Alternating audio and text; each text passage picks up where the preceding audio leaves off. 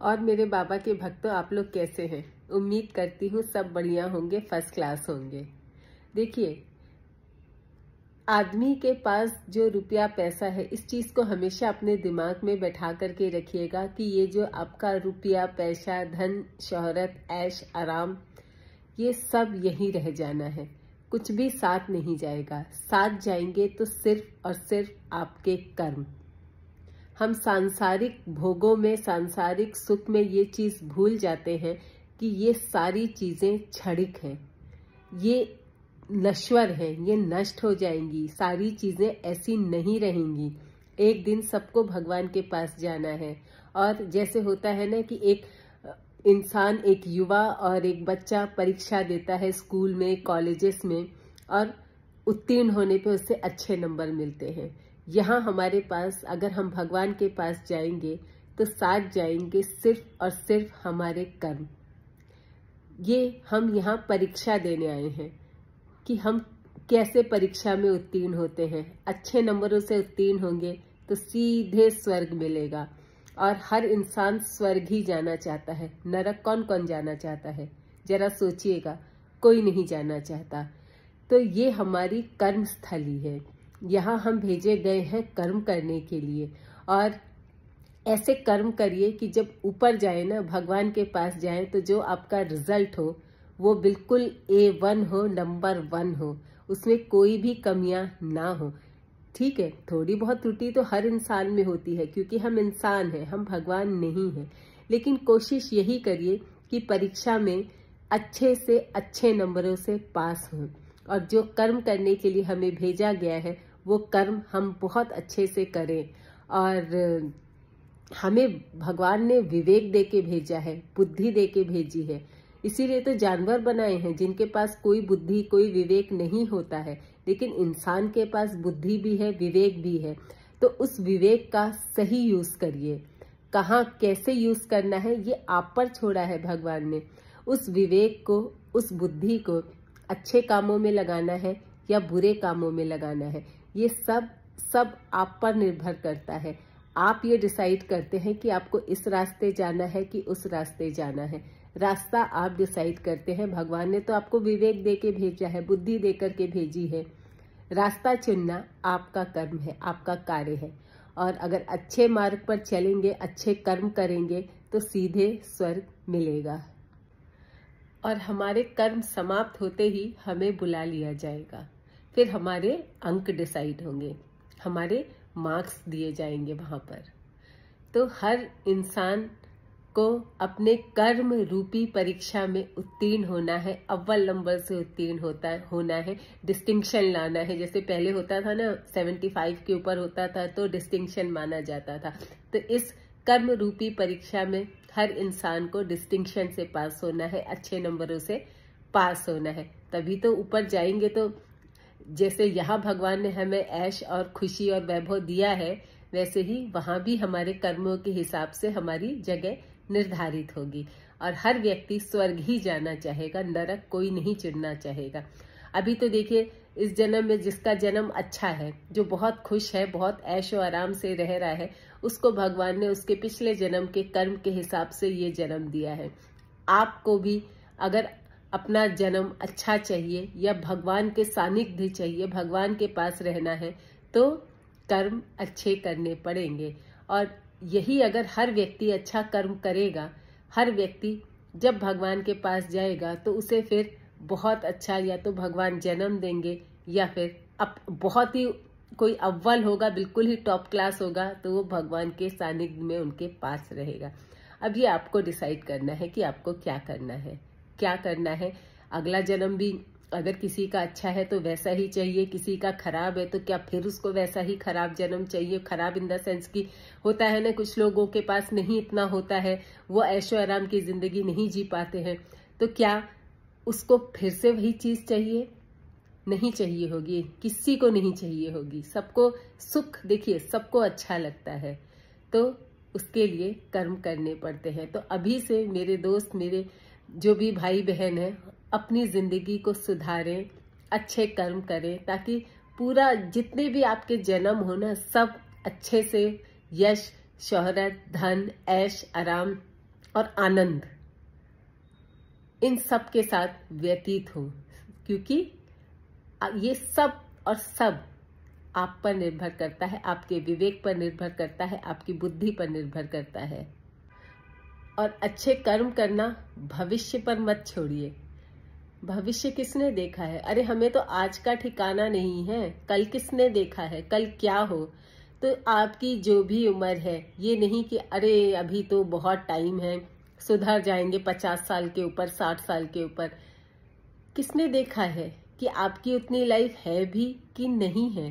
तो आज से, अभी से, अगर पिछले कुछ भी आपने गलत कर्म किए हैं, कोई बात नहीं, भगवान के यहाँ हर इंसान को माफ किया जाता है, भगवान सबको मौका देते हैं। तो अभी भी आप अपना जन्म सुधार सकते हैं। देखिए, कर्म करने की कोई उम्र नहीं होती। हर व्यक्ति को, चाहे वो जिस भी उम्र का हो, उसे कर्म करना है, अच्छे कर्म करना है। तो भविष्य पर किसी भी चीज को मत छोड़िए, क्योंकि भविष्य का कोई भी भरोसा नहीं है। इतनी जल्दी जल्दी चीजें हो जाती हैं, एक क्षण में चीजें बदल जाती हैं कि हम सब देखते रह जाते हैं कि ये क्या हो गया। तो कुछ भी भविष्य पर मत छोड़िए, वर्तमान में जिए आप। मतलब जो आपका वर्तमान चल रहा है ना, जो कुछ कर सकते हैं आप ये सोच करके करिए कि ये वर्तमान ही हमारे पास है। भूतकाल तो चला गया, भविष्य का पता नहीं। तो हम क्या कर सकते हैं? हमारे पास सिर्फ और सिर्फ ये वर्तमान है जो हम कर रहे हैं। तो इसलिए वर्तमान में जिए। वर्तमान को, अगर वर्तमान को अच्छा बनाएंगे ना, जो आपके साथ चल रहा है, तो भविष्य तो अपने आप अच्छा हो जाएगा। तो इसलिए जो ये बड़े बुजुर्ग हमारे और बड़े बड़े संत सन्यासी लोग कहते हैं ना कि कर्म अच्छा करिए, यही रीजन है इसका। क्योंकि अच्छे कर्म करेंगे तो सीधे भगवान के पास जाएंगे, या अगला जन्म होगा तो वो बहुत अच्छा होगा। तो हर चीज भविष्य पर मत छोड़िए, वर्तमान में जीना सीखिए। हम सबका क्या है, ह्यूमन नेचर क्या होता है कि हम सब आनंद के पीछे भागते हैं। आनंद के लिए क्या अच्छा है, क्या बुरा है, ये सब भूल जाते हैं। सिर्फ आनंद चाहिए। अच्छे बुरे की पहचान वहां खत्म हो जाती है, और ये भूल जाते हैं कि ये जो आनंद है ना, ये कुछ क्षणों का है। आप देखिए, बड़े से बड़ा आदमी भी खुश नहीं है। हमेशा आप कभी भी उससे बात करिएगा ना कोई प्रॉब्लम उसको रहेगी। कोई भी इंसान पूरी तरह से खुश है ही नहीं, क्योंकि आनंद के पीछे सब भाग रहे हैं, जो कि कुछ क्षणों का है। और जंगल में देखिए, जो ऋषि मुनि हैं, जो तप कर रहे हैं, तपस्या कर रहे हैं, उनके पास कोई सुख सुविधाएं नहीं है, कुछ भी नहीं है, लेकिन वो आनंद में है। तो आनंद तो आपको ढूंढना पड़ेगा ना। आनंद के लिए किसी की जरूरत नहीं होती, आनंद तो अपने अंदर होता है। आपको जिस चीज में खुशी मिले वो आनंद है। लेकिन खुशी इन द सेंस कि ये नहीं कि आप शराब पिए मुझे तो उसमें आनंद आ रहा है, और गलत काम करे मुझे तो उसमें आनंद आ रहा है। वो आनंद क्षणिक है।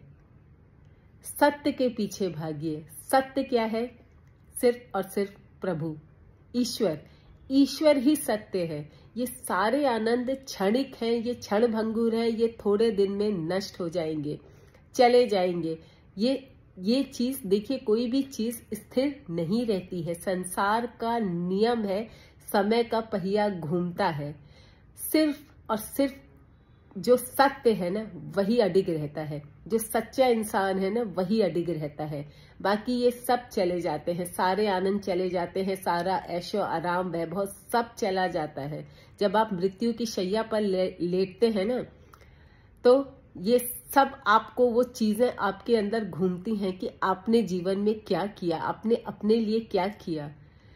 तो दोस्तों, इन सब चीजों के पीछे मत भागिए। ये सब क्षण भंगुर है, और हमेशा अपने दिमाग में रखिए कि ये चीजें परमानेंट नहीं है, ये नष्ट होनी है, ये नश्वर है।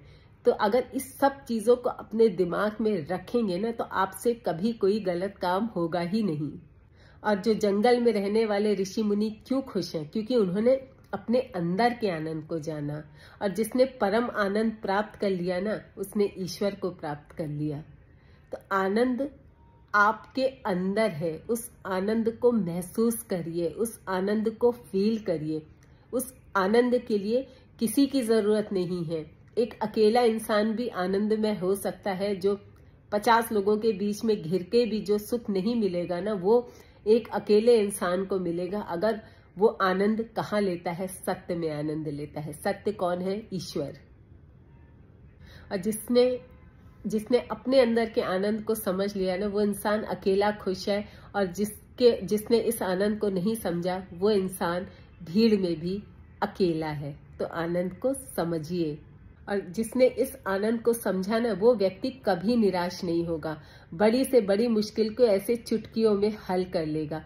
क्यों? क्योंकि उसके साथ भगवान का साथ है। भगवान उसे सही मार्ग दिखाएंगे, भगवान उसे गाइड करेंगे कि उसे क्या करना है। तो उसके हाथों कोई गलत काम हो ही नहीं सकता।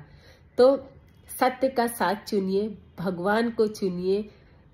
सब जो है यही सत्य है, और सब मिथ्या है, सब क्षणभंगुर है, सब चला जाना है। कुछ भी स्थायी नहीं है। सिर्फ स्थायी है तो परम पिता जो हमारे ईश्वर है, वही स्थायी है, वही सत्य है, वही अडिग है। और वही है, चाहे भूत हो, चाहे भविष्य हो, चाहे वर्तमान हो, सब जगह वही है। तो उस आनंद को समझिए, उस सत्य को समझिए। उसमें अपनी जो भी आपकी एनर्जी है, जितना भी आप पीसफुल अंदर से होना चाहते हैं, जो कुछ भी आप चाहते हैं, उस पर छोड़ दीजिए। और वो आपको आनंद ही देगा। वो आपको कभी निराश नहीं करेगा। और जो व्यक्ति सत्य का साथ देगा ना, ईश्वर के साथ है, उसकी विजय तो निश्चित है। पांडव कितने थे? सिर्फ 5। कौरव कितने थे? 100। विजय किसकी हुई? 5 पांडव की। एक भी पांडव 5 में से एक भी कम नहीं हुआ, और कौरव एक नहीं बचे। क्यों? क्योंकि पांडवों के साथ साक्षात भगवान थे। तो और भगवान क्यों थे? क्योंकि वो सच्चे थे, वो सत्य के साथ थे। तो मेरे दोस्तों, हमेशा सत्य के साथ रहिए, सत्य का साथ दीजिए। भगवान आपके साथ हमेशा रहेंगे। और आपसे जो भी कार्य भगवान के हाथ, मतलब आप अगर अपने आप को भगवान को सौंप देंगे ना, तो आपके हाथों कभी कोई गलत कार्य नहीं होगा। और जो व्यक्ति भगवान के साथ है ना, वो व्यक्ति गिर जाएगा पर हारेगा नहीं, क्योंकि उसकी डोर भगवान थामे रखेंगे। पर हमारा क्या है ना, कि हमारी जो जीवन की डोर है ना, वो लोगों से चल रही है। लोगों ने कुछ कह दिया, हम गुस्सा हो गए। लोगों ने कुछ कह दिया, हम मुस्कुरा दिए। मतलब हम लोगों के हिसाब से चल रहे हैं। किसी के पास बहुत अच्छा सामान है, घर है, गाड़ी है, हमें ईर्ष्या होने लगी। हमारी पूरी जिंदगी सिर्फ और सिर्फ लोगों में जाती है। लोग क्या कहेंगे, लोग ये कहेंगे, लोग वो कहेंगे, अरे उसके पास तो इतना धन है, अरे हम उसके पास तो ये गाड़ी है। ये सब चिंता, अगर जो मनुष्य इन सब से ऊपर उठ जाता है ना, वही इंसान परम आनंदित रहता है। अरे उस आनंद को ढूंढो, अपने अंदर ही है वो आनंद। उसके लिए किसी के सहारे की जरूरत नहीं है। कह रही हूं ना कि वो इंसान अकेला ही मगन रहेगा, अकेला ही खुश रहेगा। अपने अंदर के आनंद को ढूंढो, उसको पहचानो, तो भगवान का सानिध्य आपको जरूर मिलेगा। ये मैं खुद कह रही हूँ। मैं खुद इन द सेंस, मैं कोई बहुत बड़ी हस्ती नहीं, मैं खुद कह रही हूँ, क्योंकि मैं महसूस करती हूँ, इसलिए कह रही हूँ। मेरा कहने का मतलब ये नहीं है कि मैं कह रही हूँ तो मैं बहुत बड़ी हस्ती हूँ। अरे मैं तो कुछ भी नहीं हूँ। मैं तो जो पढ़ती हूँ, जो समझती हूँ, वो आपको बताती हूँ। तो मेरे लिए तो ये बहुत खुशी की बात है अगर मैंने किसी एक भी इंसान को परिवर्तित कर दिया ना। इसीलिए मैं आपसे कहती हूँ कि मेरी बातें अच्छी लग रही हो तो कमेंट में जरूर बताइए, क्योंकि अगर मैंने किसी एक का जीवन भी बदला ना, तो मेरा जीवन धन्य है। और क्या चाहिए जिंदगी में? किसी को खुशी दो, इससे बड़ी खुशी और कुछ भी नहीं है। तो अगर मेरी बातें किसी को भी अच्छी लगती हैं तो मुझे प्लीज जरूर बताइएगा, क्योंकि मैं भी ये चाहती हूँ कि हाँ, मैं कुछ अच्छे कार्य कर रही हूँ, कुछ या उसमें सफल हो भी रही हूँ कि नहीं हो रही हूँ। ठीक है, नहीं अच्छी लगती तो वो आपके ऊपर है, लेकिन अगर अच्छी लगती हो तो मुझे जरूर से बताइए। मुझे सुन करके बहुत अच्छा लगता है जो आप लोग कमेंट करते हैं, मुझे बताते हैं कि दीदी आपकी बातें अच्छी लगती हैं। बहुत खुशी होती है कि चलो मैं किसी का कुछ 1% भला तो कर पा रही हूँ। तो मुझे जरूर बताइएगा अगर आपको मेरी कही बातें अच्छी लगती हैं। तो आई होप आज का वीडियो आपको अच्छा लगा हो तो जैसा मैंने कहा मुझे जरूर से बताइएगा। और ऐसे ही मैं चाहती हूँ कि लोगों को मोटिवेट करूँ, लोग मेरे वीडियो से थोड़े बहुत तो मोटिवेट हों और थोड़े अपने आप को सुधार लें। सब कोई भी इंसान देखिए परफेक्ट नहीं है, हर इंसान में कमियां हैं, एक नहीं 1000 कमियां हैं, लेकिन अगर वही कमी को थोड़ा सा कम कर लिया जाए तो मतलब पूरा हर लोग ऐसा सोचने लगे ना तो ये पूरी सृष्टि सुधर जाएगी। तो अगर बातें पसंद आती हो तो एक कमेंट जरूर से डालिएगा। कल फिर एक नए वीडियो के साथ और बाबा की कहानियों के साथ। बाबा तो देखिए, बाबा ने तो सबका जीवन बदला है, मेरा तो बहुत जीवन बदला है। ये सब जो बातें मैं करती हूँ, ये जब से मैं कैची धाम से लौट करके आई हूँ, मेरी पूरी जिंदगी बदल गई। और पता नहीं क्या ऐसा बाबा ने चमत्कार कर दिया, क्या ऐसा कर दिया कि अपने से ही ये बातें अंदर से आती हैं मेरे। पढ़ती भी हूँ, लोगों को सुनती भी हूँ, तो हो सकता है उनके थ्रू, मतलब बाबा की कही बातें या जो मुझे ब्लेसिंग्स मिली हैं, मैं कुछ भी लोगों तक पहुंचा पाऊं, तो मेरे लिए ये बहुत बड़ी बात होगी। तो चलिए आज के लिए विदा लेती हूँ, कल फिर एक नए वीडियो के साथ और बाबा के चमत्कारों के साथ, भगवान के चमत्कार के साथ आपके सामने फिर हाजिर होंगी।